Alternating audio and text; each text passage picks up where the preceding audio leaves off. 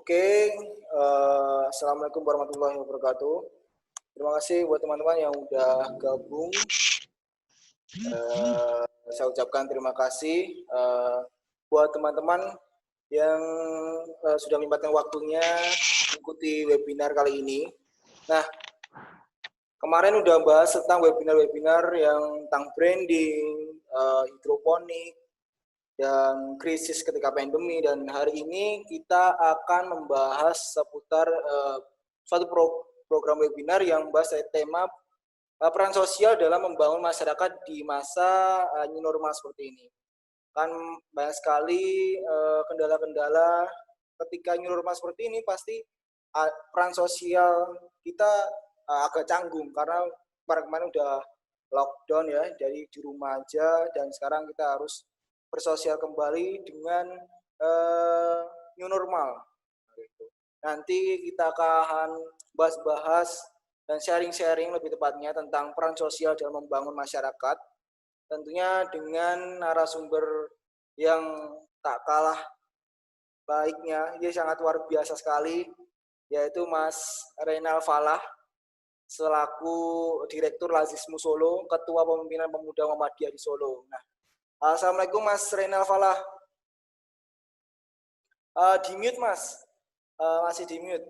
Sorry. Ya, waalaikumsalam warahmatullahi wabarakatuh Mas. Oke, gimana Mas kabarnya? Baik Mas? Alhamdulillah sehat.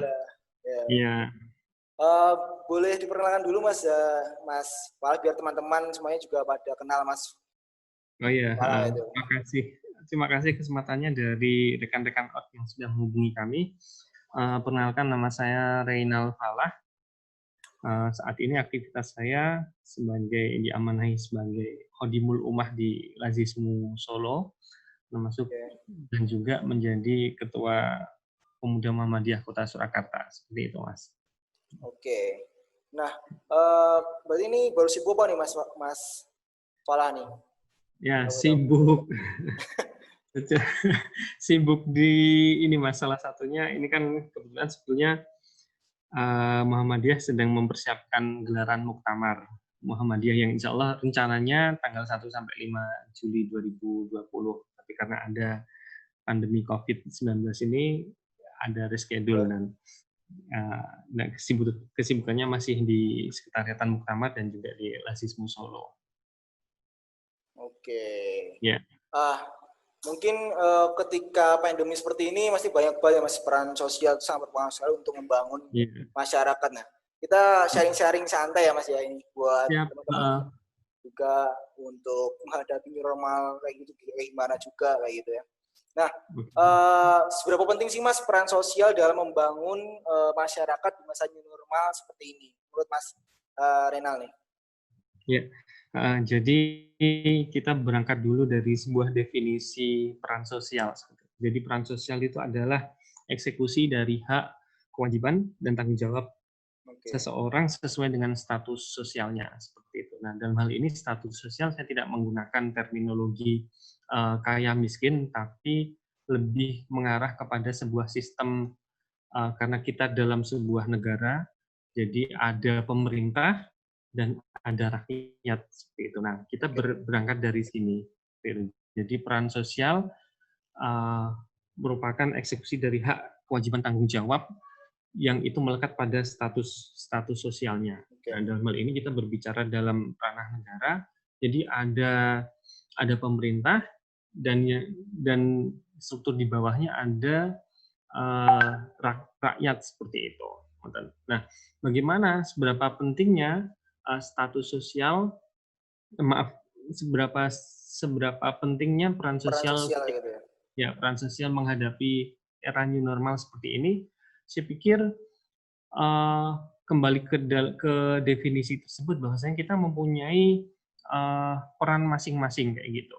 Nah, dalam hal ini semisal pemerintah mempunyai kewajiban untuk kemudian satu, memberikan rasa aman terhadap rakyatnya, yang kedua memberikan informasi secara detail berkaitan dengan apa itu COVID, terus bagaimana ketika kita mensikapi COVID, terus kemudian bagaimana kita harus bersikap di era pandemi dan lain sebagainya. Dan kemudian kita sebagai warga negara atau sebagai rakyat, status sosialnya ya oke, kita punya hak untuk kemudian mendapatkan informasi secara detail berkaitan dengan COVID, sejauh mana persebarannya, daerah mana yang kemudian menjadi epicentrum persebaran, termasuk kemudian kewajibannya apa.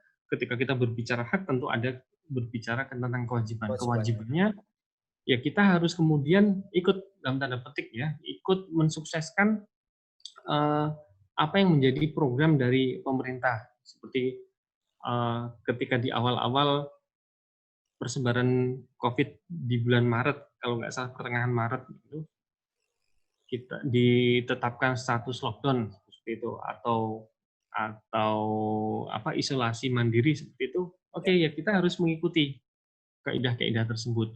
Nah, sekarang sudah bergeser menuju ke era new normal. Dalam artian, ya pergeseran era new normal ini bukan untuk kemudian kita kembali ke normal yang dulu. Yang dulu ya. Ya, tapi ada tatanan baru untuk kemudian menghadapi situasi pandemi seperti itu. Misal tetap menggunakan masker ketika beraktivitas di luar, rajin mencuci tangan, terus kemudian menjaga social dan physical distancing seperti itu. Nah, ini kewajiban-kewajiban kita yang melekat kepada status sosial kita sebagai warga negara untuk kemudian membantu memutus rantai persebaran COVID seperti itu, Mas. Oke. Jadi walaupun kembali di new normal itu bukan berarti kembali ke fase yang dulu ya, tapi harus sikapnya, peran kita seperti apa itu harus kita tahu juga agar silaturahmi tetap berjalan dan kita juga mensukseskan program pemerintah juga kayak gitu. Iya, betul. Nah, apakah sebuah lingkungan sosial itu sangat berpengaruh sekali dalam tumbuh kembangnya seseorang, Mas? Entah mulai dari pola pikir dan membangun yang otomatis untuk membangun pola pikir masyarakat untuk maju dan lebih baik tuh. Kayak gimana tuh, Mas? Mas Renal. Ya.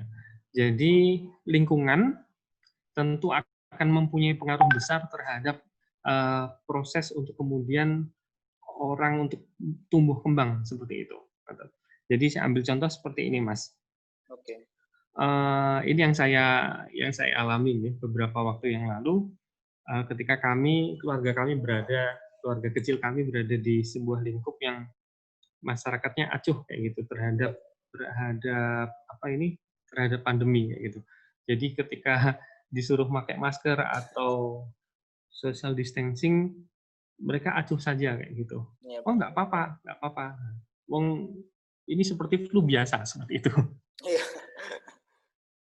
Dan efeknya kemudian itu berimbas kepada anak-anaknya kayak gitu. Anak-anaknya seolah menganggap enteng, oh nggak apa-apa kok gitu. Tapi efeknya kemudian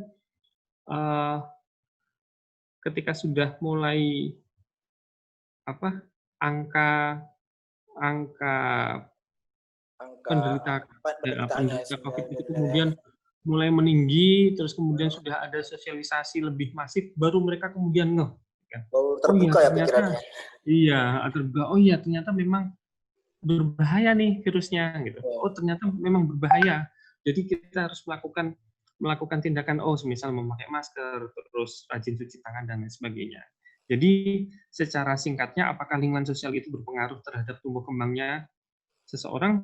Jelas itu sangat berpengaruh, dan sekali lagi saya mengambil titik sentralnya di sini adalah peran orang tua, Mas. Jadi peran orang tua itu mempunyai peran sentral untuk kemudian bisa mengarahkan dan mendidik anak untuk kemudian bisa ya lebih tanggap terhadap kondisi sosial sekarang seperti itu. Nah, kalau kemudian orang tuanya acuh kayak gitu, nanti anaknya juga akan mengikuti hal tersebut kayak gitu. Tapi ketika orang tua itu bisa memberikan pengertian dengan baik mengenai kondisi saat ini, insya Allah anak pun akan bisa mengikuti pola asuh tersebut seperti itu. Oke. Jadi juga peran orang tua juga sangat penting sekali ya dalam sebuah lingkungan kayak gitu. Nah, ketika new normal seperti ini, kebayangan kalau kebanyakan orang kan sudah lama tak tegur sapa nih Mas. Iya. Dan apakah melalui platform digital tegur sapanya, tapi apakah itu juga mengganggu dalam berinteraksi sosial seperti itu? Oke. Jadi orang Indonesia itu grafiak ya Mas ya, Ya, dalam bahasa Jawanya gitu. murah senyum. Ya, terus kemudian murah senyum kayak gitu, terus ketika bertemu dengan orang baru minimal lah. Ya, atau bertemu dengan teman itu sudah terbiasa untuk kemudian melakukan jabat tangan gitu. Atau kemudian Gitu. cipika-cipiki seperti itu kayak gitu. Nah, dengan kondisi seperti ini tidak kita tidak kemudian bisa leluasa melakukan hal tersebut, tidak bisa melakukan apa jabat tangan atau kemudian cipika-cipiki kayak gitu. Nah, artinya ada apa ya? Ada sesuatu hal yang baru yang kemudian harus dilakukan oleh masyarakat dengan cara kemudian tidak otomatis langsung berjabat tangan dengan orang yang kemudian baru bertemu, apalagi sampai cipika-cipiki kayak gitu. Nah, artinya memang ada ya kita secara normal ya memang terganggu kayak gitu. Tapi bagaimana? Tapi ya ini kondisinya mau nggak mau kita harus menyesuaikan diri seperti itu. Dan insya Allah ini juga untuk kebaikan kita seperti itu. Oke. Ya. Berarti kita juga harus lihat siapa yang kita sapa kayak gitu ya Mas ya. Misalnya kalau tetangga dekat ya kita harus tetap nyapa lah Mas. Iya, tetap menyapa meskipun tanpa harus berjabat tangan seperti itu. Ya. Artinya di situasi era new normal seperti ini bukan berarti terus kemudian kita memutus tali silaturahim terus kemudian tidak bertegur sapa. Tetap kita bisa bertegur sapa tanpa harus kemudian berjabat tangan seperti waktu-waktu yang lalu. Dan insya Allah ketika kita benar-benar konsen istilahnya benar-benar komitmen gitu. Pandemi ini nggak lama kok kayak gitu. Oke. Nah, tapi peran orang sosial kayak itu juga sangat berpengaruh sekali. Tapi kalau di anak muda kan sering apatis nih Mas. Iya. Nggak mau bersosial tuh. Tapi bagaimana cara untuk menumbuhkan peran sosial di anak muda sekarang nih? Iya. Jadi saya lebih melihat sosok anak muda ini sekarang harusnya dijadikan subjek seperti itu, tidak menjadi objek kayak gitu. Tapi menjadi subjek. Ayo teman-teman anak-anak muda ini harusnya tampil di depan seperti itu. Nah, dengan cara-cara seperti ini, insya Allah adik-adik kita generasi muda tidak lagi apatis, tidak menjadi orang yang antisosial, tapi kemudian bisa bersosialisasi dengan baik. Ya. Nah, tapi kan kadang anak-anak muda kan, apain sih itu kegiatan sosial seperti itu. Misalnya aku aja ngerasa ya udah diriku gitu. Maksudnya agar menumbuhkan sebuah apa ya namanya? Kalau mata elang lah, misalnya saatnya aku untuk bantu nih. Soalnya ternyata aku kayak gini nggak bisa hidup sendiri kayak gitu. Iya. Jadi gimana Mas? Dilanjut dulu Mas. Oke. Nah, manusia kan adalah makhluk sosial Mas ya, karena kita nggak bisa hidup sendiri. Nah, bagaimana sih cara agar kita bisa menjalin hubungan baik di masyarakat nih? Problemnya kan kita mau mendekatkan kepada masyarakat, tapi ternyata masyarakatnya udah kayak ada bentengnya kayak gitu. Gimana kita bisa sosial seperti itu? Karena kita nggak bisa hidup sendiri juga gitu. Jadi seperti yang diutarakan tadi bahwasanya kita ini sebagai makhluk sosial, artinya nggak bisa kemudian bisa hidup sendiri tanpa bantuan orang lain. Nah, ini yang harus kemudian menjadi platform kita, menjadi kesadaran kita bahwasanya oh ya, saya nggak bisa nih hidup sendiri terus kemudian menutup diri dari lingkungan gitu, terus kemudian nggak mau bersosialisasi kayak gitu. Nah, ini yang kemudian harus kita pahamkan yang pertama kepada diri kita, terus yang kedua kepada keluarga kita, keluarga terdekat kita, bahwasanya yuk jangan menutup diri, kita perlu perlu orang lain untuk kemudian bisa untuk mensupport kita dan juga kita bisa mensupport orang lain seperti itu, Mas. Dan yang kedua, bagaimana agar kita bisa menjalin hubungan baik di masyarakat? Kita tempatkan posisi kita sesuai dengan status sosial tadi. Oke. Kalau dalam bahasa sekarang mungkin kita ini jangan kepo-kepo banget deh, gitu. Orang lain punya privasi dan kita juga punya privasi, dan kita menghormati itu, gitu. Nah, dari situ kita akan bisa insya Allah akan bisa menjadi orang yang tepat, gitu, berposisi yang tepat dan bisa menjalin relasi dengan baik di masyarakat. Iya. Nah, tapi di sisi positif dan sisi negatif dalam kita membangun peran sosial di masa new normal seperti ini gimana nih, Mas? Oke. Jadi saya mengutip pernyataannya sosiolog Mas Pak Imam B. Prasojo. Jadi di era new normal seperti ini akan pasti mempunyai dua sisi, ya, positif dan negatif. Sisi positifnya ketika ada adanya pandemi seperti ini, diterapkan era new normal seperti ini, di mana kita sempat lama untuk kemudian berada di rumah seperti itu, sisi positifnya kita semakin dekat dengan keluarga. Kita semakin dekat dengan keluarga yang sudah berkeluarga, semisal yang sudah punya anak, dia akan semakin dekat dengan anak. Mungkin selama ini orang tua agak acuh nih sama anak perkembangannya, kayak gitu. Karena sibuk dengan aktivitas di luar, sibuk dengan pekerjaannya. Tapi dengan adanya masa karantina atau masa lockdown kemarin, kita jadi dekat nih dengan orang-orang yang ada di rumah kita, kayak gitu. Kita bisa kemudian memantau perkembangan anak kita, terus kemudian apalagi kemudian ada pembelajaran daring, kita harus menemani anak-anak kita atau adik-adik kita.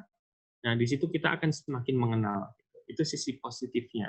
Gitu. Tapi kita nggak memungkiri ada sisi negatifnya. Sisi negatifnya seperti tadi, kita jadi kemudian tidak bebas untuk kemudian beraktivitas di luar atau kemudian tidak bebas untuk bersosialisasi di luar.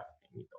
Nah, ini sisi negatifnya. Kalau kemudian ditarik lebih jauh lagi sisi negatifnya, dari sisi ekonomi jelas, kemudian ada saudara-saudara kita yang kemudian terdampak, ada yang kemudian mohon maaf di PHK atau kemudian dirumahkan. Nah, artinya sumber-sumber mata pencaharian mereka yang pekerjaan yang menjadi sumber mata pencaharian mereka akhirnya tertutup dan efeknya kepada sisi ekonomi dari keluarga seperti itu. Bahkan saya kemarin membaca di salah satu media online angka perceraian ini juga semakin meningkat karena adanya pandemi COVID ini. Efek dari pandemi COVID dan itu dihubungkan dari sisi ekonomi karena banyak orang yang kemudian dirumahkan atau di PHK. Meskipun di sisi lain mohon maaf juga angka kehamilan juga naik tinggi seperti itu. Iya. Nah, ini efek positif dan efek negatifnya seperti itu, Mas. Tapi guys, agar seseorang ini terkadang yang susah banget untuk bersosial nih. Tapi agar bisa bersosial dan nambah relasi kayak gitu loh. Itu gimana sih, Mas? Tips-tipsnya caranya gitu. Ya. Kita ini diuntungkan dengan teknologi, Mas. Kita diuntungkan dengan perkembangan teknologi yang luar biasa. Gitu. Jadi, mohon maaf nih, misal kita tanpa keluar rumah pun kita bisa menjalin relasi dengan yang lain melalui aplikasi-aplikasi yang tersedia saat ini. Salah satunya lewat Org, gitu. Kita bisa menjalin pertemanan dengan yang lainnya. Dan kita belum pernah bertemu dengan orang-orang tersebut, hanya melihat foto profilnya terus kemudian kita klik mengirim pertemanan, kemudian bisa terjalin seperti itu. Nah, sebentar. Bagaimana cara apa yang harus lebih dilakukan, ya kan? ya, Apa yang harus dilakukan, nggih? ya, Heeh. Dan untuk nambah relasi. Nah, kita yang pertama jangan kemudian menutup diri atau dalam artian membatasi pertemanan seperti itu. Saya mempunyai moto hidup seperti ini, Mas. Mungkin ini bisa diduplikasi oke, oleh teman-teman yang lain. Saya meyakini setiap saya menambah satu pertemanan, maka saya akan menambah satu jaringan. Nah, bisa jadi jaringan ini nanti yang akan membantu saya, atau kemudian saya akan membantu mereka, kayak gitu. Bisa jadi, oh lewat pertemanan dengan salah satu pertemanan ini, saya bisa nanti mendapatkan pertolongan, atau pertolongan, kemudian bisa menambah ilmu juga ya Mas ya? menambah ilmu, Iya, betul, atau kemudian menambah jaringan jaringan jaringan ekonomi, semisal bisnis kayak juga gitu. ya itu ya. Nah, jaringan bisnis seperti itu. Nah, ini yang kemudian saya aplikasikan dalam hidup kita, bahkan dalam hidup saya. Bahkan ada sebuah komunitas, kebetulan saya Oke, ikut di dalamnya, ini komunitas maya, tapi di komunitas maya itu punya peraturan seperti ini. Dalam 1 bulan, minimal kita menambah 10 teman, kayak gitu. Boleh oke, teman dalam dunia maya, ataupun dalam dunia nyata, kayak gitu. Nah, artinya apa? Kita kemudian dituntut untuk mau membuka diri, terus mau bersosialisasi, dan mau menambah jaringan pertemanan sebanyak-banyaknya. Nah, tips saya dari saya tadi, yang pertama jangan kemudian kita menutup diri. Terus yang kedua, coba kita aktif di banyak forum, ya kan? oke, Ya, saat ini semisal di Facebook atau di Art punya banyak apa ini grup-grup. ya Nah, coba grup-grup atau komunitas-komunitas kayak gitu ya. dia komunitas-komunitas, coba kita masuk aja di situ. Oke, Mungkin yang pertama kita hanya sebagai follower saja ya, hanya mengikuti saja. Tapi pelan-pelan coba kita mulai aktif di situ. Awalnya sekedar menyapa, atau kemudian ikut nyinggung percakapan dan lain sebagainya seperti itu. oke, Nah, insya Allah pelan-pelan sikap kita yang mungkin dulunya agak tertutup, nanti lama-lama bisa berubah menjadi oke. lebih terbuka seperti itu, Mas. Nah, ah, itu tadi untuk kita membuka relasi ya. Tapi Iya. Nancy, apakah pasti akan ada kendala-kendalanya nih? Nah, kendala Mm-mm. apa aja yang sering terjadi dalam membangun masyarakat di masa new normal kayak gitu? Iya. Mungkin kendalanya sebelum new normal dan setelah dan di new normal seperti ini, Mas. Iya, heeh. Jadi kendalanya sih gini, Mas ya. Kalau di masa sebelum COVID itu kita bebas untuk kemudian berinteraksi secara langsung kayak gitu, bertemu Ya, dengan orang, salaman kayak gitu. Nah, artinya kita bisa lebih leluasa untuk kemudian menjalin pertemanan. Tapi begitu masuk masa pandemi seperti ini, kita menjadi lebih, dalam tanda petik, lebih waspada kayak gitu. Tidak kemudian tiba-tiba begitu ada orang dekat langsung kemudian kita salaman dan lain sebagainya. Karena kita juga menjaga diri kita, jangan-jangan oh ya saya ini bisa jadi saya OTG nih, atau bisa jadi orang yang di depan kita juga OTG kayak gitu. Nah, bagaimana caranya untuk kemudian kita menjalin kendala apa saja yang sering terjadi ya seperti yang saya sebutkan tadi, di masa new normal kendalanya orang lebih apa ya, lebih protektif kan, lebih protektif terhadap dirinya kayak itu. Tidak kemudian serta-merta kemudian bisa menerima kehadiran orang lain secara nyata ya, kehadiran secara nyata orang lain di dalam relasi pertemanannya kayak gitu. Itu salah satu kendalanya. Tapi kendala itu kemudian bisa kemudian kita minimalisir. Oh ya, pertemanan atau jejaring sosial kita bisa kemudian kita luaskan di dunia maya seperti itu, di oke. dunia maya. Kita manfaatkan semua aplikasi-aplikasi sosial untuk kemudian bisa membangun relasi sosial dan juga untuk membangun hal-hal lain yang sifatnya lebih positif seperti itu. Oke. Jadi banyak kendala-kendala seperti itu juga harus dimanfaatkan untuk jadi solusi juga ya Mas ya. Betul. Nah, Iya. nah tapi di lingkungan kerja pasti banyak sekali kendala entah dari atasan ataupun dengan Mm-mm. sesama karyawan atau Mm-mm. nah itu bagaimana cara membangun komunikasi dengan baik di lingkungan perusahaan gitu. Ya, jadi setiap orang itu mempunyai sifat yang berbeda seperti itu, Mas.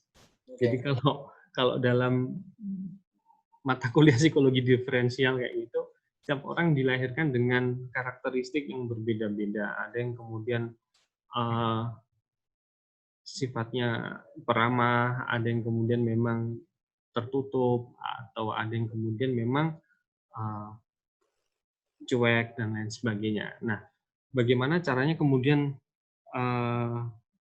bagaimana membangun komunikasi yang baik Ya, bukan hanya di lingkungan perusahaan tapi di lingkungan umum seperti itu, ya kita harus mengenali tipikal-tipikal orang yang berada di sekitar kita kayak gitu.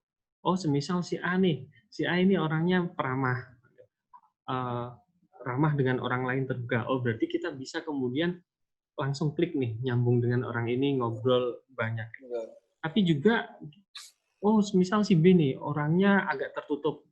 Artinya pendekatannya berbeda dengan si A tadi, kayak gitu. Jadi yang pertama, bagaimana caranya membangun komunikasi di lingkup sosial, bukan hanya di perusahaan, kita harus mengenali orang-orang yang berada di sekitar kita, kayak gitu. Dari pengenalan itu nanti kita akan bisa menempatkan diri, oh ternyata orang ini nggak bisa di ajak ketawa kayak gitu ya. iya diajak langsung langsung rame kayak gitu. Atau, Pendekatannya berbeda-beda seperti itu, Mas. Nah, nah, yang penting hmm, kita tetap positive thinking aja dengan semua orang yang ada di lingkup kita. Jangan kemudian kita baru pertama kali halo effect ketemu orang, oh halo effect-nya si B ini kok sadis ya gitu. Padahal si B ini sebetulnya baik. Mungkin karena baru ada masalah jadi bawaannya murung kayak gimana atau mengambil jarak gitu. Jadi ya, tetap positive thinking aja dengan lingkungan kita kayak gitu. memang kita harus lihat sikon juga ya, sikon dari Iya, seorang itu kayak gimana juga betul. untuk kita ngisipkan kita entah dari supportnya atau kita bikin ketawa dan sebagainya itu juga lihat dari sikonnya kayak gitu ya. Nah, Oke, betul. eh, tapi bagaimana sih Mas agar cara kita terhindar dari sebuah konflik sosial nih? Entah itu Ya. konflik sosial di organisasi kampus ataupun konflik sosial di masyarakat, konflik sosial di perusahaan kayak gitu sih Mas. Itu gimana sih Mas? Ya, bagaimana agar kemudian kita bisa terhindar dari konflik sosial, gitu. Sebetulnya konflik itu menjadi sebuah sunatullah, gitu. Ketika kemudian kita berada dalam sebuah lingkungan sosial, gitu. Mau nggak mau, kita akan berhadapan dengan konflik-konflik itu. Tinggal bagaimana kemudian kita memanage konflik itu menjadi sebuah media untuk pembelajaran bagi kita, kayak gitu. Jangan sampai kemudian pada intinya sih gini Mas, sebagai makhluk hidup kita nggak perlu untuk mencari konflik, tapi kita nggak boleh lari ketika ada konflik kayak gitu. Ini yang harus kita pahami. Jangan sampai kemudian kita mencari konflik, tapi kalau ada konflik ya kita jangan lari. Nah, bagaimana caranya untuk kemudian kita terhindar dari konflik? Kalau dalam bahasa saya tadi, kita jangan terlalu kepo dengan permasalahan orang lain gitu. Itu yang pertama. Terus yang kedua,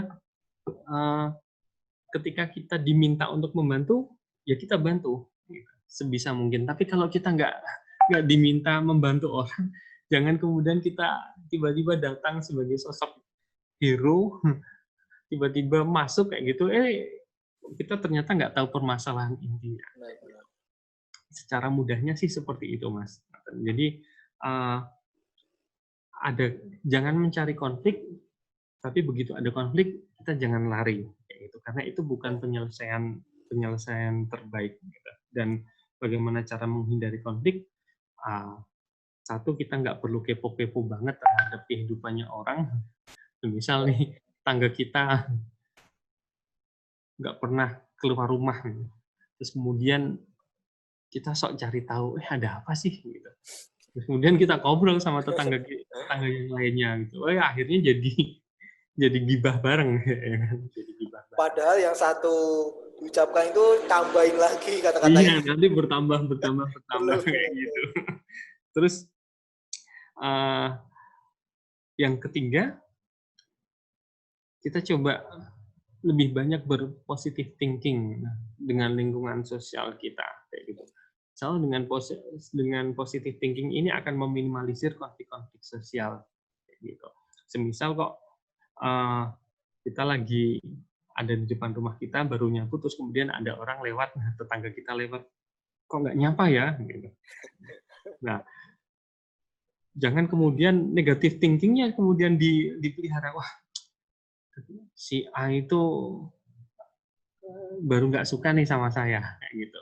Nah, begitu kita sudah membuka pintu negatif thinking dalam diri kita, nanti bumbu itu yang akan semakin kuat gitu. Akan semakin kuat dan akan semakin membesar kalau kemudian kita nggak bisa memanage. Nah, yang bagi saya udah positive thinking aja. Oh, mungkin tetangga kita tadi buru-buru gitu. Jadi nggak sempat nyapa kita gitu.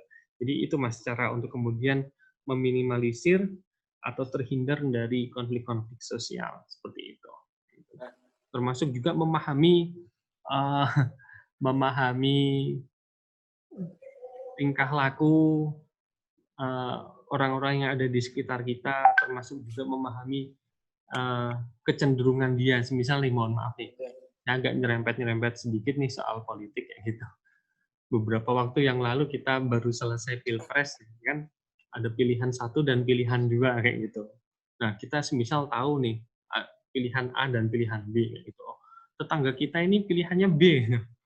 Tapi kita ngomong soal kejelekannya B dan kebaikannya A gitu. Nah, ini hal-hal seperti yang kemudian menjadi pemantik konflik sosial kayak gitu. Nah, harusnya hal-hal seperti yang kemudian bisa kita pahami, oh ternyata hal-hal yang seperti ini rawan nih kalau kemudian kita angkat. Oh, berarti harus kita hindari nih.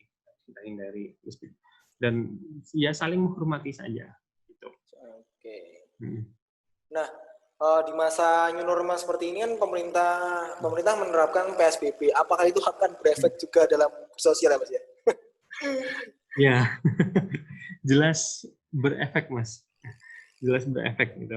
Jadi yang semula ini kita suka bertemu dengan orang, melakukan pertemuan atau mengumpulkan banyak orang kayak gitu. Semisal ibu-ibu ini atau emak-emak biasanya sebulan sekali ada arisan ibu-ibu PKK kayak gitu. Begitu dengan adanya PSBB kayak gitu, hal ini dipangkas gitu. Kita jadi nggak leluasa untuk kemudian bertemu dengan orang secara langsung kayak gitu. Terus pertemuan-pertemuan yang melibatkan banyak orang harus dihentikan sementara kayak gitu. Termasuk juga mohon maaf kemarin kegiatan ibadah kita juga terganggu kayak gitu. Kita belum boleh melaksanakan sholat jamaah atau melakukan bagi umat yang lain, semisal umat Kristiani melakukan misa dan lain sebagainya. Nah, artinya PSBB jelas mempunyai dampak yang signifikan untuk kita bersosialisasi. Gitu. Nah, tapi bagi saya sih, ya ini saya berpositif thinking ini adalah bagian dari upaya untuk kemudian memutus mata rantai persebaran COVID, dan ketika kita benar-benar berkomitmen, insya Allah pandemi ini bisa cepat berlalu dan kita bisa bersosialisasi sebagaimana mestinya seperti waktu dulu seperti itu, Mas. Nah, tadi udah bahas tentang bagaimana caranya kita sosialisasi dan kendala-kendalanya, cara komunikasinya. Dan seberapa penting sih Mas relasi dalam peran sosial dalam membawa masyarakat nih? Kan tadi udah dijelasin kita harus berkomunikasi dengan baik, kita harus tahu sikap yang baik dan kita tahu sikonnya yang akan diajak bicara kayak gimana. Nah, itu seberapa penting relasi dalam peran sosial dalam membawa masyarakat? Apakah itu juga sangat pengaruh sekali untuk mensupport untuk kita senantiasa bersosial kayak gitu Mas? Ya, jadi seperti yang saya katakan tadi bahwasanya saya meyakini relasi-relasi sosial yang kita bangun saat ini, jejaring-jejaring pertemanan atau jejaring-jejaring komunitas yang kita ikuti ini mempunyai efek minimal untuk diri saya. Saya meyakini seperti itu. Jadi sangat penting ketika kita membangun relasi sebanyak-banyaknya kayak gitu. Nah, dari situ relasi-relasi yang kemudian kita bangun ini nanti akan membuat kemudahan, ya, memberikan banyak efek kemudahan minimal bagi diri kita, dan itu nanti efeknya juga akan melebar kepada masyarakat seperti itu. Sebagai contoh seperti ini. Di era pandemi ini, saya melihat masyarakat itu mempunyai kesadaran yang lebih untuk kemudian berbagi seperti itu. Sebagai contoh, ibu-ibu ini punya inisiatif melakukan kegiatan cantelan. Jadi di depan rumah itu kemudian mereka mencantelkan atau kalau dalam bahasa Jawanya nyantel beberapa sembako kayak gitu. Kemudian di situ tertulis silahkan mengambil seperlunya atau secukupnya seperti itu. Nah, mungkin ini hanya diawali oleh beberapa orang saja, kayak gitu. Diawali oleh beberapa orang saja, dan kemudian terpublish, kan? Karena kita hidup di era digital, era digital, hal-hal seperti ini gampang viral, dan ini kemudian hal-hal seperti ini menginspirasi untuk kemudian bisa diduplikasi di tempat-tempat lain kayak gitu. Nah, artinya apa? Relasi-relasi seperti ini efeknya untuk membangun masyarakat ternyata luar biasa kayak gitu. Efek positifnya orang lain kemudian terinspirasi dan kemudian ikut andil dalam membantu kayak gitu. Nah, ini sama yang kemudian kami alami di Lazismu, di lembaga zakat yang saya pimpin seperti itu. Ketika awal pandemi saya berpikir seperti ini, wah, semuanya terdampak nih.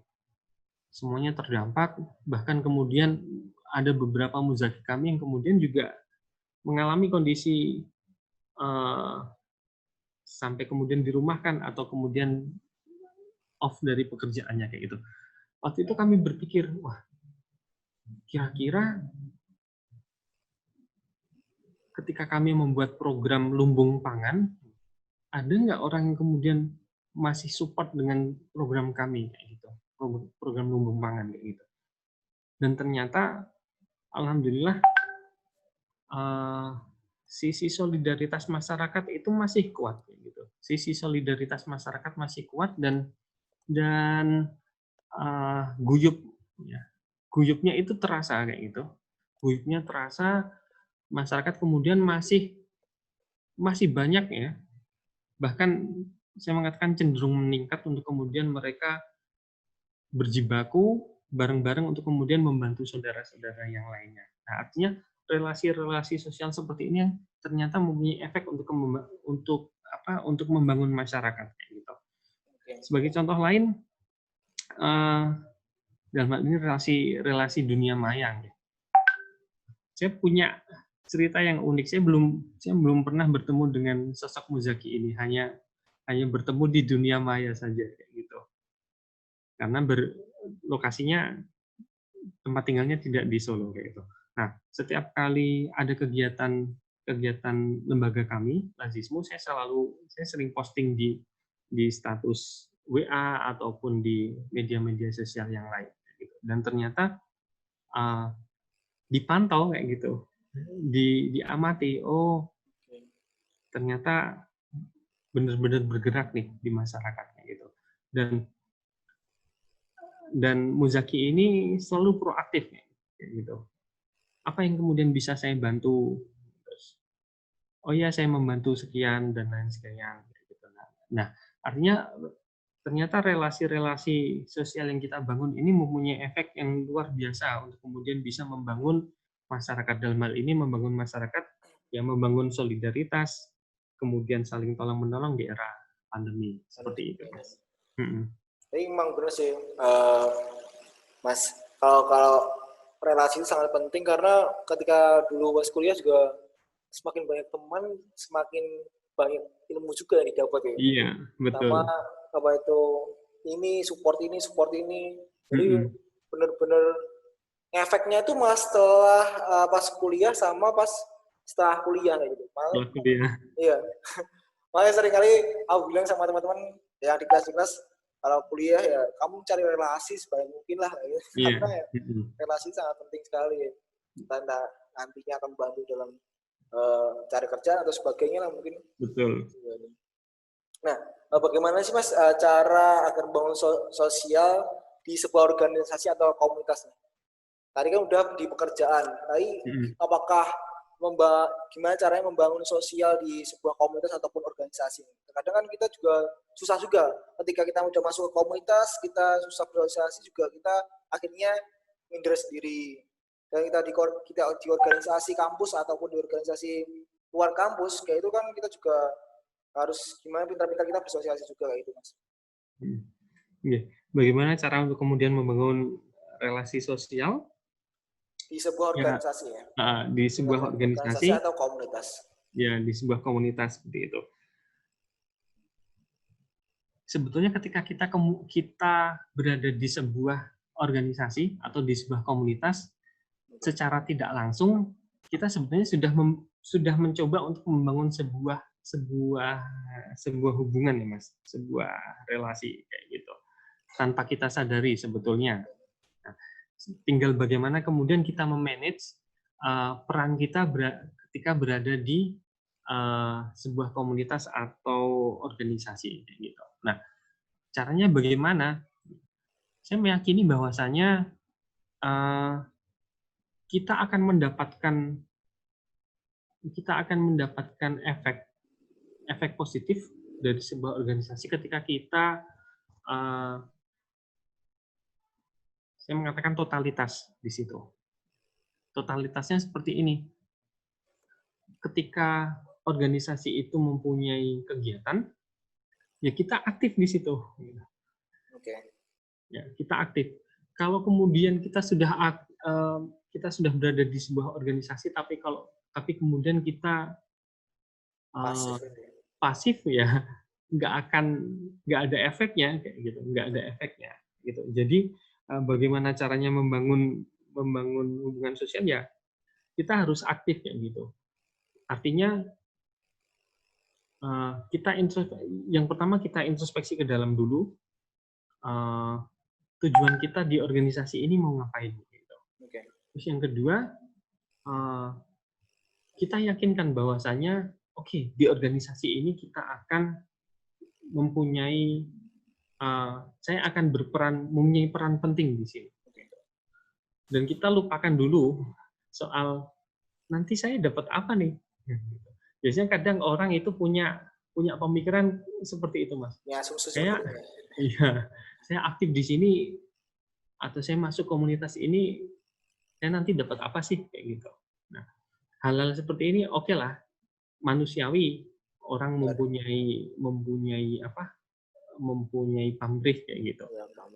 Ya, mempunyai tujuan itu manusiawi. Tapi dalam hal membangun relasi sosial itu nanti dinomor sekiankan saja. Gitu.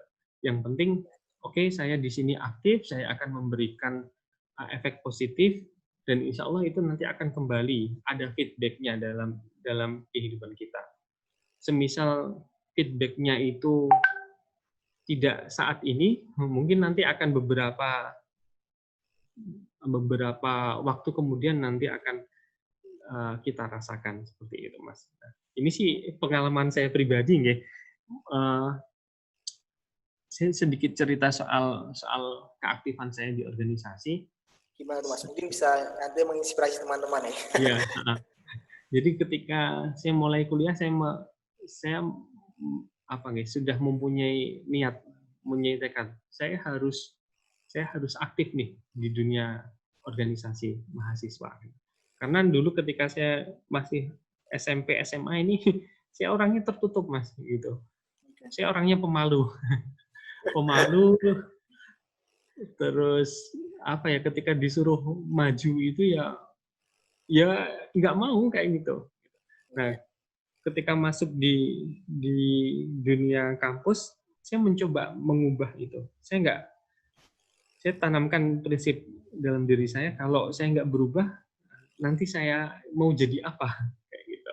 Jadi, nah di situ saya tanamkan diri, saya harus aktif di organisasi kampus. Gitu. Nah, saya nggak berpikiran terus kemudian nanti saya akan mendapatkan benefit atau mendapatkan kemudahan-kemudahan yang lain. Saya nggak memikirkan itu. Yang penting saya aktif saat ini. Saat ini saya aktif, kayak gitu. Dan alhamdulillah ternyata keaktifan saya di dunia organisasi itu saya rasakan sekarang gitu. Mohon maaf,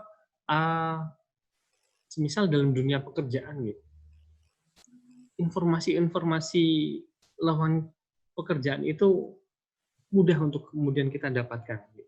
Bahkan lewat keaktifan organisasi kita mendapat kemudahan untuk kemudian bisa mendapatkan pekerjaan, bisa masuk ke masuk ke dunia kerja, saya katakan seperti itu. Ya, saya katakan seperti itu. Nah, jadi saran saya kepada rekan-rekan semuanya, baik yang masih kuliah ataupun yang masih sekolah, ataupun bahkan yang sudah bekerja, ya, mulai sekarang coba kemudian kita ubah diri kita, gitu. menjadi lebih terbuka. Terus kemudian, yuk kita perlebar jaringan pertemanan kita, jaringan sosial kita, termasuk juga semisal kita bisa untuk kemudian ikut dalam komunitas-komunitas tertentu, semisal komunitas hobi, ya gitu. Semisal yang punya hobi melihara kucing, oh ya sudah ikut dalam komunitas cat lover kayak gitu, atau yang sedang in saat ini. Komunitas goes. Ya, komunitas goes. Kenapa nggak kemudian kita coba aktif di sana? Nah, saya yakin dari jaringan-jaringan yang kita bangun ini nanti akan berefek positif dalam hidup kita, kayak gitu. Minimal, ya kan, kita menambah saudara seperti itu. Benar sih, Mas. Tapi ini sih kita juga harus, sebelum kita masuk ke organisasi ataupun mengikuti komunitas itu juga lihat passion dulu ya. Misalnya kita ingin ngembain bakat kayak Mas Reynal Falah tadi kan ingin gimana caranya nggak malu ketika di depan dan kita ngobrol gimana cara speaking dan sebagainya. Ini Mas Reynal langsung ikut organisasi untuk merubah diri Mas Reynal untuk jadi lebih baik kayak gitu. Iya. Otomatis kan juga teman-teman juga apa yang harus, kekuranganku itu apa? Kadang kita itu nyebutin kelebihan itu mudah, tapi untuk yang kekurangan kita itu sangat susah gitu. Itu juga aku alami juga gitu. Nah, itu kalau ditanya kekurangan kamu apa, Andra? Oh susah, kekurangan apa ya? Sampai enggak, karena yang kita tahu cuma kita kelebihan kita aja. Kurang kita padahal kita harus menggali itu. Iya. Nah, gimana sih Mas tips agar sosial lebih mudah dan diterima di masyarakat? Iya. Sebelum berbicara soal tips, yang penting kita tahu kekurangan, jangan sampai kekurangan kita satu, nggak punya kelebihan. Nah, itu susah. Kekurangan saya itu cuma satu, apa Pas? Nggak punya kelebihan, Pak. Nah, Bagaimana kemudian kita bisa tahu kekurangan kita? Nah, di sini kita perlu partner, Mas. Memang biasanya orang itu gampang mudah untuk mencari kelebihan. Iya, Tapi benar kalau untuk banget. mencari kekurangan diri ini kok susah ya gitu. Iya. Mungkin nggak mau ya kan. Wah, aku nggak punya kekurangan kok. Nah, tapi orang lain ya kan, orang-orang yang ada di sekitar kita ini bisa tahu kekurangan-kekurangan diri kita. Nah, untuk itu kita harus lebih banyak kemudian berkomunikasi dengan orang. Dan kita nggak tabu kok untuk kemudian meminta pendapat ke orang lain. Kekuranganku ini apa sih? Gitu. Atau yang sudah punya pasangan nih, boleh bertanya kepada suami atau Suami istrinya. atau istrinya Kekurangan gitu. saya apa, Mas atau Mbak atau Dik kayak gitu. Itu yang berkaitan dengan kelebihan dan kekurangan. Nah, kemudian tips bersosial agar kita bisa mudah diterima di masyarakat gitu. Diri kita ini bisa jadi cerminan bagi orang lain gitu. Orang lain tentu akan bersikap sama dengan diri kita. Nah, artinya seperti ini, Mas.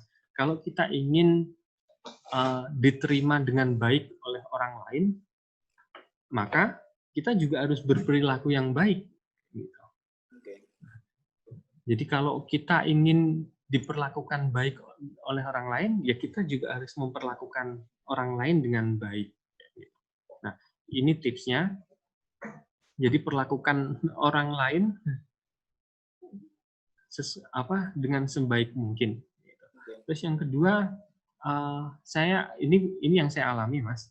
Saya menempatkan diri saya ini ketika berada di masyarakat ini lebih banyak sebagai gelas kosong. Ya, jadi kita jangan sampai sok tahu. Santai. Iya, santai kayak gitu. Seolah-olah kita ini Google. Kita ini Google, terus kemudian serba tahu, jadi orang baru ngomong A, terus kemudian kita nyambung, oh ya ini. Padahal ternyata salah, kayak gitu. Jadi, dalam bahasa lain, kita jadi sosok yang rendah hati, gitu, Mas. Rendah hati, tidak sombong, kayak gitu. Dan ketika ada orang lain yang membutuhkan pertolongan kita, ya jangan segan-segan untuk kemudian memberi pertolongan seperti itu. Ini yang saya alami, Mas. Gitu. Saya meyakini kemudahan-kemudahan hidup yang saya temui ini adalah buah dari kebaikan-kebaikan yang kemudian pernah kita lakukan sebelumnya. Kayak proses kebaikan gitu ya, Mas. Iya, dan itu kan pasti berbalik seperti itu. Saya ambil contoh seperti ini, Mas. Sebelum ada driver ambulan di lembaga saya di Lazismu, saya dulu juga jadi driver ambulan. Nah, waktu itu bulan Ramadan, kurang lebih 3 tahun yang lalu. Gitu. Selesai sholat tarawih, saya mau tadarus, gitu. Ada telepon masuk dari teman saya dari Kabupaten Batang, gitu. Dia minta tolong, Mas, ada jamaah saya meninggal di rumah sakit ortopedi, gitu. Jelas ini orangnya masuk dalam kategori miskin, fakir miskin, kayak gitu. Minta tolong, Mas, bisa nggak Lazismu Solo memfasilitasi pemulangan jenazah, kayak gitu. Waktu itu sudah menunjukkan sekitar jam 9 kayak gitu. Saya mencoba mencari teman untuk kemudian membantu, ya menemani saya membawa ambulan kayak gitu. Karena malam ya, Mas ya. Kalau siang sih insya Allah sendirian berani kayak gitu. Nah, ini malam terus kemudian luar kota kayak gitu. Saya cari teman-teman, waduh kok nggak ada gitu. Terus udahlah, Bismillah gitu. Dan alhamdulillah di menit-menit akhir ini saya ketemu teman yang bisa saya ajak untuk nemeni. Ya waktu itu sebenarnya pengennya bisa menggantikan saya driver kayak gitu, gantian untuk pegang kemudi. Tapi ternyata teman saya belum bisa nyetir, ya sudah saya. Gitu. Bismillah berangkat dari Solo jam 10, terus keluar, kita ke rumah sakit dulu, ngurus proses pengambilan jenazah, baru jam 12 malam baru bisa keluar kayak gitu. Nyampe waktu itu akhirnya kontak sama teman-teman di Semarang, bisa nggak bantu? Alhamdulillah teman-teman Semarang bisa mensupport gitu. Jadi akhirnya kami nggak harus sampai ke Batang kayak gitu, ke Kabupaten Batang. Jadi dioper di Semarang kayak gitu. Nah, saya meyakini apa yang kemudian sebagai contoh tadi, apa yang kemudian saya lakukan untuk membantu orang-orang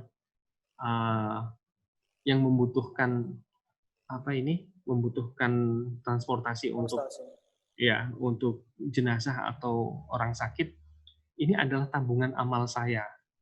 Semisal saya nggak petik sehari ini, akan dipetik beberapa waktu kemudian. Semisal bukan saya yang memetik, insya Allah saudara saya atau anak saya nanti yang akan memetik hal-hal seperti itu. Nah, ini yang kemudian saya coba tanamkan dalam hidup saya untuk kemudian ayo lebih banyak membantu, gitu, lebih banyak membantu orang, dan insya Allah ini cara terbaik untuk membangun hubungan sosial dengan orang-orang lain. Gitu.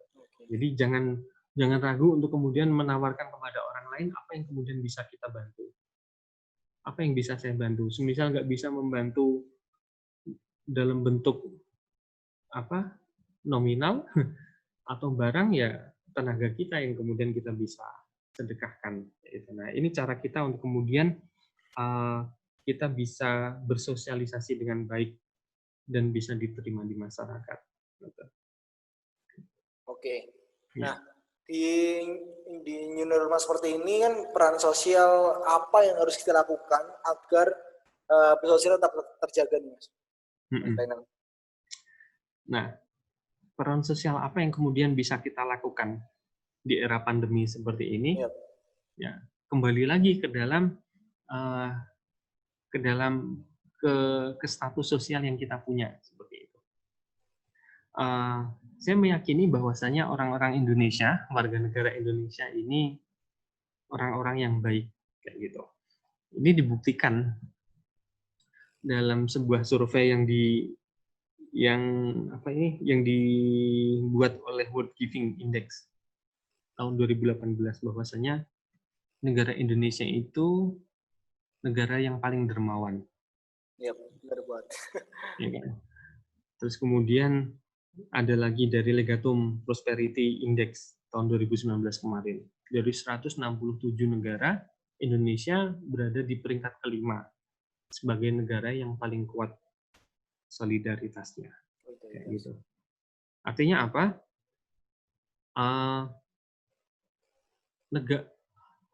Warga negara Indonesia ini gemar untuk kemudian saling membantu, ya kan?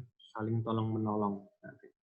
Nah, melalui peran sosial yang kita punyai ini, yuk di era pandemi seperti ini, di era new normal seperti ini, ayo kemudian kita lebih giat untuk kemudian menengok ke kanan dan kiri kita.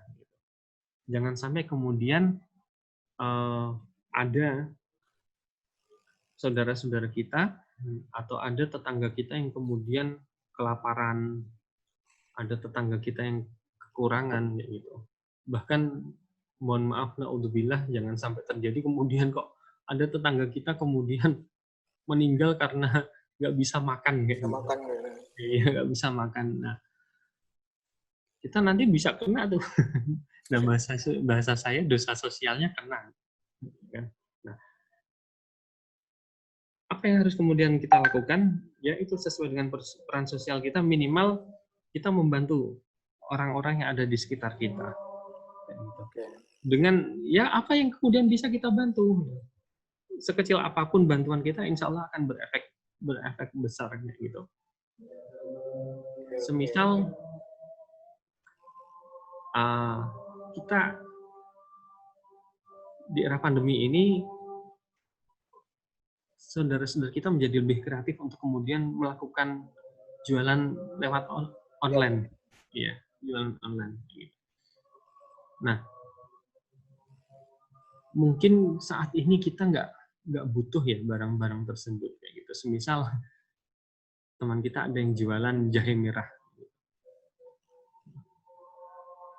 Nah, coba deh kita beli ya kan barang-barang dari saudara-saudara kita yang sedang berjualan seperti itu.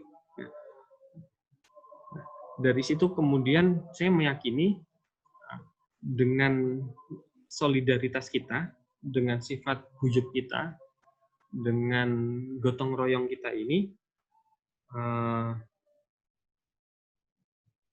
kita bisa melewati masa-masa ini, masa-masa krisis ini, ya kan?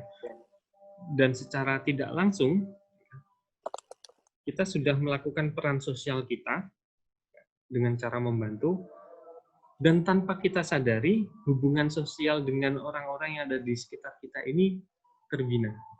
Gitu. Jadi pesan saya, yuk rajin tengok kiri kanan kita. Gitu. Semisal kita punya kelebihan, yuk kita bantu saudara kita. Gitu. Tanpa melupakan untuk proses saving ya. Nah, semalam saya membaca Twitter gitu.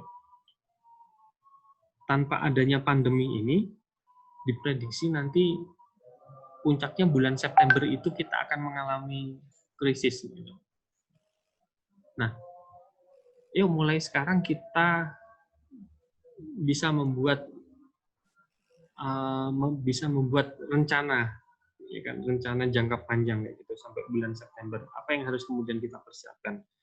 Oh ya, saving money, terus kemudian mempersiapkan lumbung pangan gitu. Tapi ini bukan untuk kepentingan pribadi kita, tapi ini bagian dari support sosial kita. Semisal kita mempersiapkan beras ataupun sembako yang lainnya, ini bagian dari strategi kita untuk kemudian menghadapi situasi yang mungkin lebih buruk. Dan ini adalah tabungan saya untuk kemudian saya akan membantu saudara-saudara saya atau orang-orang yang ada di dekat saya ketika nanti terjadi situasi yang tidak menguntungkan bagi semuanya. Seperti itu. Oke. Nah, ini ada pertanyaan nih dari Kak Tari. Mas, saya setuju kalau kita harus berlaku baik atau berbaik sangka sama orang. Tapi kalau relasi kita justru toksik nih, gimana cara menghadapinya? Relasinya kayak cuma menambah racun aja ataupun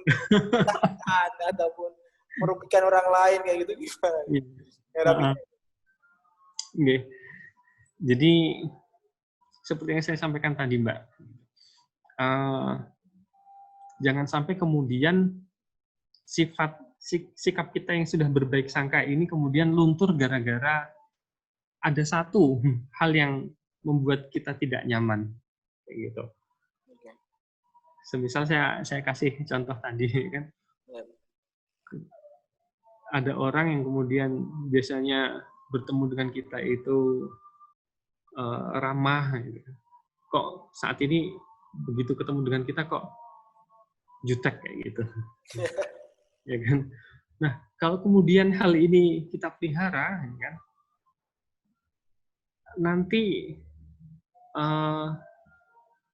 negative thinking ini akan menyebar ke yang lain, kayak gitu. Ya kan? Semisal tadi ketemu orang wajahnya jutek, kemudian kita ikut-ikutan jutek, wajah kita jadi jutek. Terus kemudian kita masuk rumah, ketemu dengan pasangan kita, ketemu dengan suami atau istri kita, dengan wajah yang jutek kita. Apa yang terjadi? Apa yang terjadi? Pasangan kita jadi ikut-ikutan jutek. Iya. Ini ngapain ya? Udah capek-capek kerja, masuk rumah lihat pasangan kita kok jutek, aduh, kita ikut-ikutan jutek. Nah, jadi senegatif apapun eh, orang yang kemudian kita temui, dalam hal ini parasnya, Ya. wajahnya, dia sudah tetap berpositif thinking saja gitu. Atau kemudian ya secara manusiawi wajar ya kalau kemudian kita sempat negatif thinking gitu. Tapi itu jangan kemudian kita pelihara gitu. Ya. Kita semakin bumbu-bumbui ya kan, atau kemudian mencari memori masa lalu, kita pernah punya masalah apa sama orang itu yang kemudian semakin menambah bumbu negatif thinking gitu.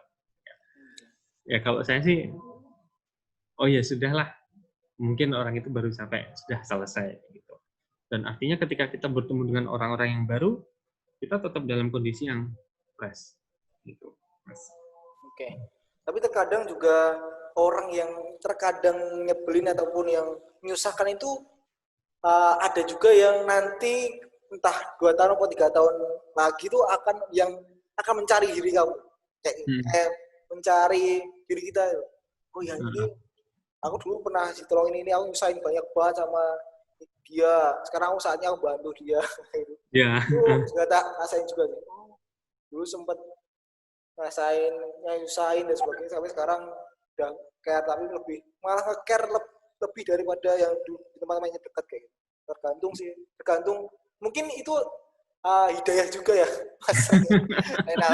Ya enggak, itu mungkin hidayah juga sih kan. Iya, betul. Dan jangan lupa memang perlu didoakan kayak gitu. Iya. Semoga semuanya baik-baik saja. Ya, Gitu. nah, ini ada pertanyaan lagi nih Mas Renal dari Mbak Erika. Kak, gimana cara ngubah pandangan negatif orang dengan diri kita nih? Berarti orang lain ini yang Yang mempunyai perspektif negatif, pandangan negatif kepada diri kita ya. iya benar. Seperti itu ya. Nah,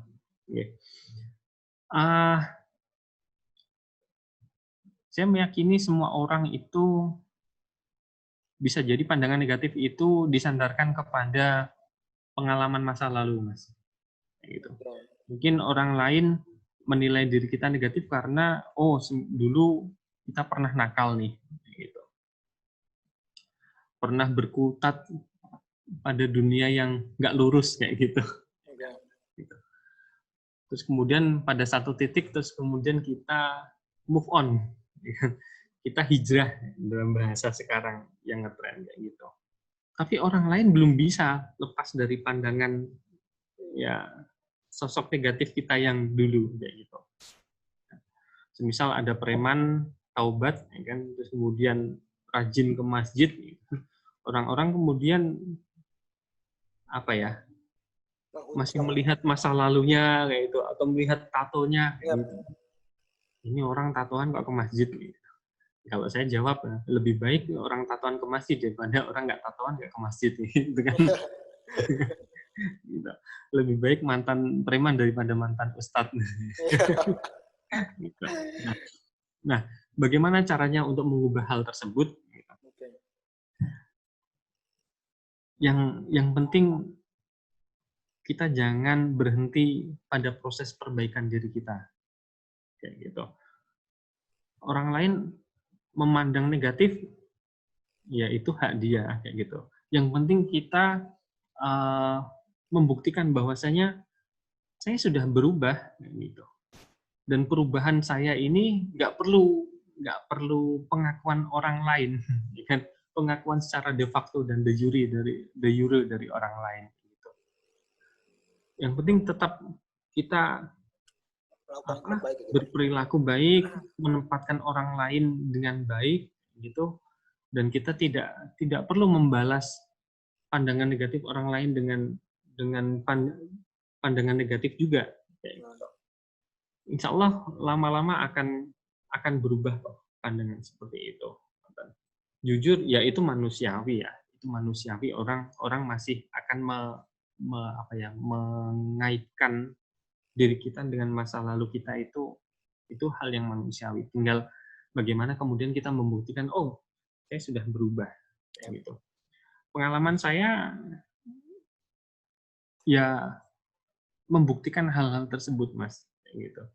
saya banyak berkenalan dengan orang-orang yang dulu pernah masuk dalam dunia hitam kayak gitu. Kemudian move on, hijrah, dan sekarang jadi orang yang sosok benar-benar berbeda kayak gitu. Dan itu nanti yang akan membuktikan, kan? Jadi dalam bahasa saya keistiqomahan diri kita itu yang nanti akan membuktikan apakah kita ini sudah berubah atau belum. Oke. Jadi intinya cara pandang orang negatif terhadap diri kamu ya kita lakukan aja yang terbaik gitu ya. Entah nantinya secara waktu kan masih merubah seseorang juga. Gitu. Juga nantinya entah nanti mungkin bisa ngobrol juga, komunikasi dengan baik mungkin juga bisa ya Mas ya. Jadi kenapa sih kamu memandang seperti ini juga? Kamu kayak gini. Oke, saya terima. Mungkin kita bisa untuk koreksi diri kita sendiri kayak gitu. Iya.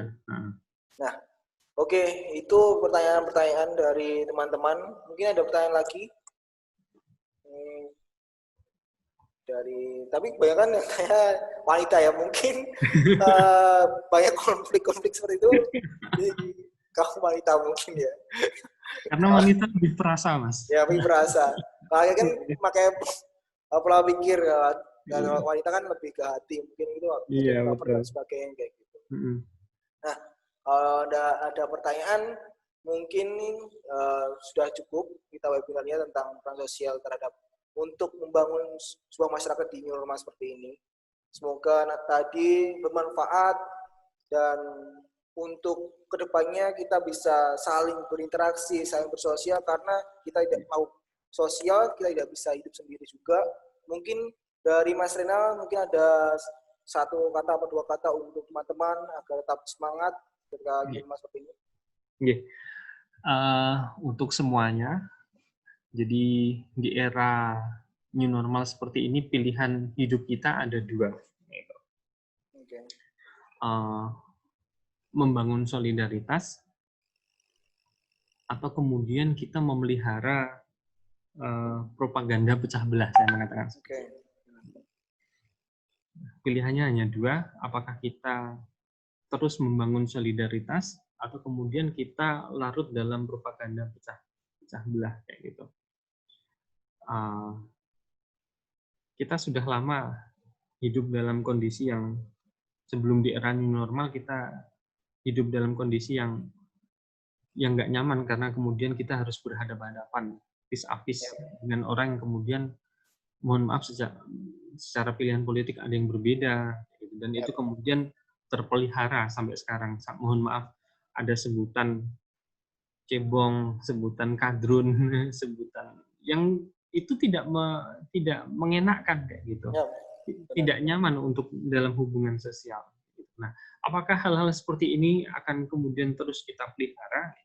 Kalau kemudian hal-hal seperti ini terus kita pelihara, ya negara ini, bangsa ini tidak bisa menjadi sebuah bangsa yang besar kayak gitu. Tidak bisa menjadi sebuah bangsa besar. Nah, di era pandemi, di era new normal ini adalah saat yang tepat untuk kemudian menguji sejauh mana solidaritas kita, sejauh mana kekuatan kita untuk kemudian saling berbagi dan saling membantu dengan orang-orang yang ada di sekitar kita. Oke, kita lupakan konflik masa lalu, kita menatap bangsa kita. Jujur saya iri dengan negara-negara lain yang kemudian sudah bisa beraktivitas normal kayak gitu. Vietnam taruhlah kayak gitu. Atau kemudian agak menyeberang jauh di Inggris, Liga Inggris sudah bisa mulai. Apakah kemudian kita nggak ingin nih kita bisa nonton sepak bola langsung ke stadion kayak gitu. Nah, untuk itu ya, yuk mari kemudian kita perkuat rasa ukhuwah kita, solidaritas kita yang ada di samping kiri kanan, di belakang, di depan kita ini adalah saudara-saudara kita yang kemudian harus kita rangkul bersama kayak gitu. Dan insya Allah dengan sikap seperti ini yang akan menguatkan diri kita. Kita support bareng-bareng semuanya. Saya pikir ini Mas yang bisa saya sampaikan. Semoga Oke. bisa memberikan efek Bermanfaat positif. ya. Iya, seperti itu. Oke. Terima kasih buat teman-teman yang udah gabung selama kurang lebih 1 jam ini. Kita sharing-sharing tentang peran sosial yang tadi sudah sampaikan dari Mas Renal, yang positif kita ambil untuk kehidupan setiap manusia masing-masing kayak gitu. Iya. Mungkin itu saja, dan nanti mengenai sertifikatnya bisa nanti akan dikirim oleh Mas Yangga mengenai sertifikatnya buat peserta.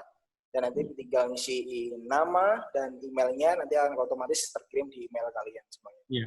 Oke. Oh ya, nambah lagi Mas. Oke. Jangan Gimana? lupa. Oke. Jangan lupa download aplikasi Ort. Oke. Ya. Jadi buat teman-teman yang ingin berkomunitas, kayak gitu mungkin nanti bisa download Ort juga ya, di aplikasi sama di App Store juga. Juga bisa donasi juga di Lazismu dan sebagainya semuanya. Begitu. Ya. Oke. Mungkin itu saja. Saya Rindra Piananto pamit. Mas Renal juga. Wassalamualaikum warahmatullahi wabarakatuh. Waalaikumsalam warahmatullahi wabarakatuh.